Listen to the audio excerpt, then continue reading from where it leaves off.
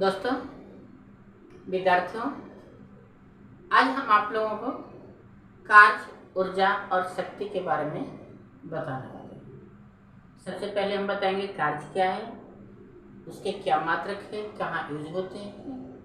उसके बाद हम आपको ऊर्जा के बारे में बताएंगे और फिर हम शक्ति के बारे में बताएंगे, यानी कि वर्क, एनर्जी एंड पावर। तो सबसे पहले कार्य है क्या। कार्य हम आपको बोर्ड पर लिख चुके हैं, कार्य, शक्ति और ऊर्जा, यानी कि वर्क, पावर एंड एनर्जी। कार्य किसी वस्तु पर बल लगाकर उनकी दिशा या आकार में परिवर्तन किया जाता है। तो जो क्रिया उनसे संपन्न होती है उसे हम कार्य कहते हैं। ठीक है, कार्य करने के लिए हमें क्या चाहिए। कहता है कार्य के लिए W = Fs cos थीटा होते हैं। ठीक है, यह एक अदिश राशि है। अगर पूछा जाए कि कार्य कैसी राशि है तो हम बताएंगे कि एक अदिश राशि है। अब क्या है कि कार्य का फॉर्मूला होता है W = Fs cos थीटा, यानी कि कार्य को हम W से डिनोट करते हैं और F क्या है, F है फोर्स। ठीक है, यानी कि जो हम बल लगाते हैं। S क्या है, यह है डिस्प्लेसमेंट। ठीक है, यानी कि F हुआ आपको फोर्स, आरोपित बल, इसको हम फोर्स बोलेंगे, और S जो हुआ डिस्प्लेसमेंट। ठीक है, डिस्प्लेसमेंट यानी कि विस्थापन, इसको हिंदी में विस्थापन बोलेंगे, और इसको हम बल, तो आप लोग जानते हैं, इसको हम बल कहते हैं। ठीक है, इसका मात्रक होता है जूल, यानी कि हम इसको मापते हैं जूल में, जहां पर 1 जूल बराबर होता है 10⁷। अब बात रही है काम कहाँ करते हैं, तो इसको हम डिटेल बाद में बताएंगे। ठीक है, अभी फिलहाल इसके बाद शक्ति। शक्ति क्या है, पावर। पावर कहता है कि ये हमारी क्षमता को बतलाता है, हमारी कितनी क्षमता है कार्य करने के लिए। कहता है किसी कारक द्वारा कार्य करने की दर को हम शक्ति कहते हैं, यानी कि कार्य कितना किया गया उसको हम क्या बोलेंगे, शक्ति बोलेंगे। ठीक है, यह एक आदेश राशि है। अगर पूछा जाए कि शक्ति यानी कि पावर सदिश राशि है या आदिश राशि है, आपको ऑब्जेक्टिव आ सकते हैं, तो उसमें हम याद रखेंगे कि यह एक आदिश राशि है। और इसका फॉर्मूला होता है पावर = W/T। P का मतलब होता है पावर, पावर का मतलब शक्ति, W के हुआ वर्क, इसको हम वर्क बोलेंगे, यानी कि किया गया कार्य, और बाय जितना समय लगेगा उसको हम निरूपित करेंगे। ठीक है, अगर मान लिया जाए, ठीक है, कि अगर किसी बल्ब के द्वारा, ठीक है, अगर मान लिया जाए कि 100 वाट ऊर्जा खपत हो रही है, ठीक है, 10 सेकेंड में, 10 सेकेंड में खपत हो रही है, और हमें पावर निकालना हो तो पावर होगा कितना, अगर कितना किया गया 100, तो 100/10। ठीक है, यानी कि 10 वाट क्या हुआ, ये हमारा पावर हुआ। ठीक है, इस तरह से हम पावर निकालते हैं। अब डिटेल हमने बताया था कि वर्क के बारे में हम बाद में बताएंगे। ठीक है, तो जस्ट अभी हम वर्क के बारे में बताने जा रहे हैं, यानी कि यहाँ से आप लोग इसके बारे में देखेंगे। W = होता है Fs cos थीटा। कार्य के दो फॉर्मूले होते हैं। ठीक है, पहला होता है Fs cos थीटा और दूसरा फॉर्मूला होता है W = mgh। अब बात रहा कि हम Fs cos थीटा का हम लागू करेंगे और mgh कहाँ लागू करेंगे। ठीक है, तो ये जो Fs cos थीटा है यह जमीन पर किए गए कार्य को बतलाता है। ठीक है, यानी कि जो जमीन पर कार्य हो रहा हो उसको हम अगर बनाना हो तो Fs cos थीटा यूज करते हैं।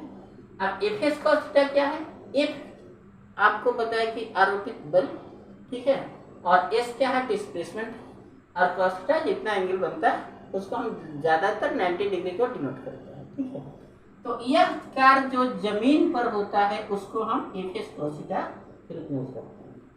अब यहाँ S का मतलब है डिस्प्लेसमेंट, तो विस्थापन इस 3 तरह के काम को बतलाता है। पहला, वहां जहां वृत्तीय पथ पर काम हो तो वहां विस्थापन हम शून्य मानते हैं, ठीक है, यानी कि 0 हो जाता है। दूसरा, यदि कोई वस्तु लौट आए, अगर यहाँ से इस पेन को गिराएं और फिर पुनः यहीं पर आ जाए, यहाँ से ऊपर फेंक और फिर नीचे आ जाए, तो हम इसको क्या कहेंगे, यानी कि रिटर्निंग हो रहा है, तो यहाँ पे इसका विस्थापन 0 हो गया, ठीक है। अगर कोई 10 मीटर आगे बढ़ा, यानी कि मान लिया जाए कि कोई व्यक्ति ए है, ठीक है, और यहाँ से कितना बढ़ा, 10 मीटर, ठीक है, ये 10 मीटर बढ़ करके यहाँ पर बी पर आया, ठीक है। अब इसको पुनः यहाँ पर लौट आया, तो कितना डिस्टेंस तय किया, अगर डिस्टेंस पूछा जाए तो कितना बताएंगे, 10 + 10 यानी कि 20 मीटर। लेकिन अगर डिस्प्लेसमेंट पूछा जाए तो डिस्प्लेसमेंट तो यहाँ से चला और यहाँ आकर के पुनः लौट आया, तो यहाँ पर तो पुनः 0 हो गया, ठीक है। तो अगर लौट आए तो विस्थापन 0 हुआ। दूसरी बात है, अगर विराम की स्थिति, यानी कि विरामावस्था हम बता चुके हैं आपको कि किसी भी वस्तु की 2 अवस्थाएं होती है, एक गति अवस्था और एक विरामावस्था। तो जो विरामावस्था में हो तो वहां पर डिस्प्लेसमेंट उसका 0 होता है। दूसरी बात, अगर थीटा का वैल्यू 90 डिग्री दिया हो तो वहां पर भी उसका वैल्यू 0 होगा, ठीक है। तो वहां पर हम जहां पर जमीन पर लेयर पर हो तो वहां पर क्या करेंगे, एफ cos थीटा, ठीक है। अब दूसरा बात है कि W = mgh कहाँ यूज करते हैं, तो कहता है कि ये किसी वस्तु पर ऊंचाई पर किया गया कार्य, ठीक है, उसको हम mgh डिनोट करते हैं। जैसे कोई व्यक्ति है, ठीक है, तो नीचे से सीढ़ियों के सहारे ऊपर छत पर जा रहा है, ठीक है।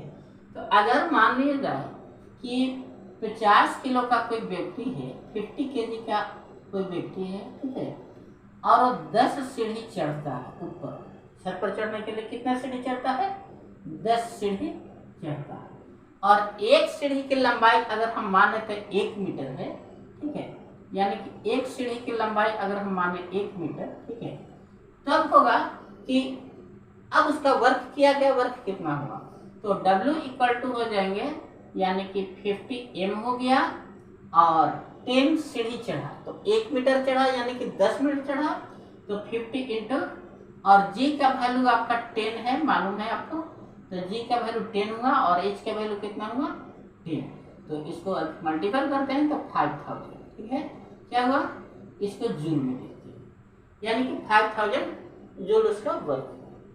तो समझ गए कि जब ऊपर की तरफ काम हो तो वहां पर W = mgh बनाएंगे, अगर जमीन की धरातल पर काम हो तो हम बनाएंगे W = fs cos थीटा, ठीक है। यानी कि अगर किसी वस्तु पर अगर कोई पिंड है और उस पर कोई बल लग रहा हो, ठीक है, अगर मान लीजिए कि 10 न्यूटन का बल लगा हो, और 10 न्यूटन का बल लगाने के बाद ये विस्थापित हो 5 मीटर, ठीक है, डिस्प्लेसमेंट हो, तो इसका W = होगा कितना, fs, ठीक है, तो यानी कि 10 × 5 कितना हो जाएगा, 50, ठीक है, यानी कि 50 जूल, ठीक है। अगर cos थीटा का वैल्यू दिया नहीं है तो सिंपल है, अगर cos थीटा का वैल्यू दे दिया तब हम उसको पुट अप कर देंगे, तो अगर cos थीटा का वैल्यू नहीं होता हम W = fs पर निकाल सकते हैं, ठीक है। तो ये आपका रहा, यानी कि वर्क को हम 2 प्रकार से निकाल सकते हैं, एक W = fs cos थीटा, और दूसरा वो जहां W = mgh जो कि ऊंचाई पर किया गया कार्य को बतलाता है, ठीक है। अब रहा ऊर्जा क्या है, ऊर्जा, जब हम कोई काम करते हैं तो ऊर्जा का लॉस होता है। हम पढ़ा रहे हैं, अब बहुत देर से पढ़ा रहे हैं तो पढ़ाने का मूड नहीं कर रहा, अब लग रहा है कि थक गए, यानी कि हमारे ऊर्जा का लॉस हो चुका है, ठीक है। तो यह कहता है, यह कार्य करने की क्षमता को बतलाता है, क्या बतलाता है, कैपेसिटी, ठीक है, ये कैपेसिटी को बताता है, हमारी कितनी कैपेसिटी है, ठीक है। तो जो कैपेसिटी के बारे में बदलाए उसको हम क्या बोल देंगे, ऊर्जा, दैट इज द एनर्जी। अब एनर्जी बहुत सारे प्रकार की होती है, इलेक्ट्रिकल एनर्जी हो गया, मैग्नेटिकल एनर्जी हो गया, सोलर एनर्जी हो गया, ठीक है, तो बहुत सारे प्रकार हैं। लेकिन यहाँ पर हम पढ़ेंगे कि ऊर्जा के 2 प्रकार होते हैं, कौन कौन सा, एक काइनेटिक एनर्जी और एक होते हैं पोटेंशियल एनर्जी। काइनेटिक एनर्जी को हम हिंदी में गतिज ऊर्जा बोलते हैं, और पोटेंशियल एनर्जी को हम स्थितिज ऊर्जा। अब रहा कि स्थितिज ऊर्जा क्या है और गतिज ऊर्जा क्या है। गतिज का नाम सुनते ही पता चल रहा है कि अगर कोई वस्तु गतिज में हो तो क्या होगा, गतिज ऊर्जा होगा, और कोई वस्तु अगर स्थिति में हो तो उसको हम स्थितिज ऊर्जा। अब एक चीज देखिए, स्थितिज ऊर्जा का है mgh। क्या है, mgh, यानी कि स्थितिज ऊर्जा में हाइट का होना बहुत ही जरूरी है। ठीक है, अगर छत से पंखा लटक रहा है, सीलिंग फैन, तो सीलिंग फैन अगर रुका हुआ है, ठीक है, अगर सीलिंग फैन माना जाए ये सीलिंग फैन है, ठीक है, और ये रुका हुआ है तो कौन सा ऊर्जा है, ये हुआ, अगर mgh हो तो ये स्थितिज ऊर्जा, ठीक है, यानी कि हाइट पर है, लेकिन काम तो होगा। ठीक है, तो फिजिक्स कहता है कि काम करने से मतलब हमको अच्छा काम हो या बुरा काम उससे मतलब नहीं है।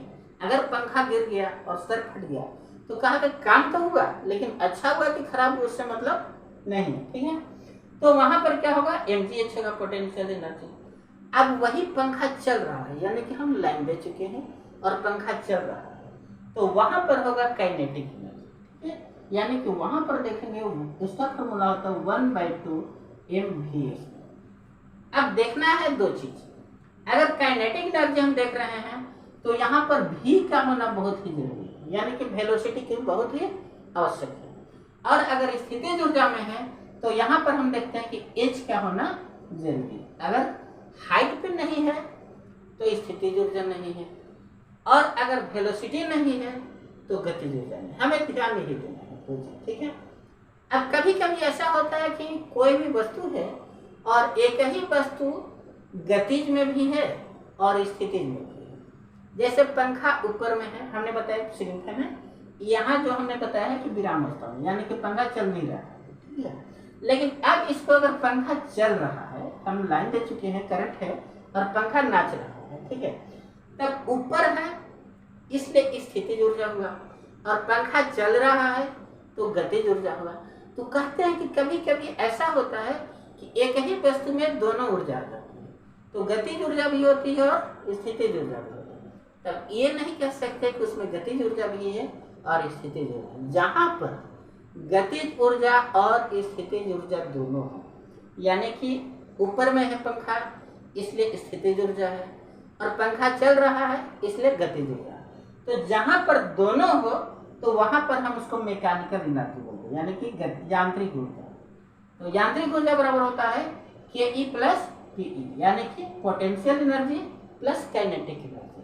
अगर आपको समझ में नहीं आया हो तो आपको बता दे रहे हैं, एक पिक्चर देखेंगे आप जिसका नाम था पीके। ठीक है, तो अगर आपको पीके पिक्चर याद आ गया तो समझ जाइए कि ये मैकेनिकल एनर्जी है, यानी कि पी से पोटेंशियल एनर्जी हुआ और के से काइनेटिक एनर्जी का।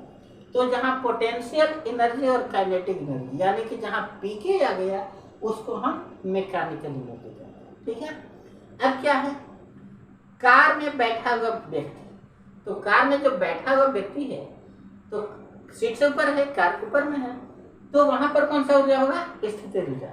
लेकिन अगर कार बसते चल रहा है उसमें तो कहेंगे कि वहाँ स्थितिज ऊर्जा भी है और गतिज ऊर्जा भी है, तो वहां पर हम बोलेंगे कि वहाँ मैकेनिकल एनर्जी। अब आ रहा हेलीकॉप्टर उड़ रहा है, तो अगर हेलीकॉप्टर विरामावस्था में तब तो है कौन सा, स्थितिज ऊर्जा।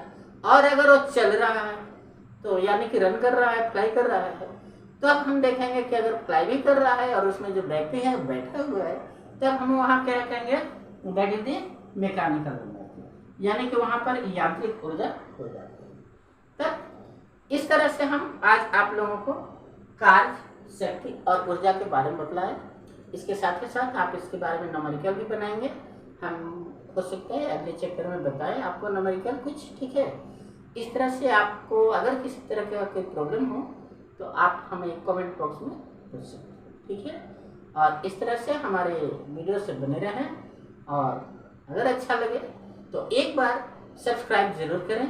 ठीक है, ताकि हमें भी पढ़ाने में मन लगे और आपके पास हर वीडियो मेरा पहुंच सके। ठीक है, आपको बहुत बहुत धन्यवाद। Have a good day.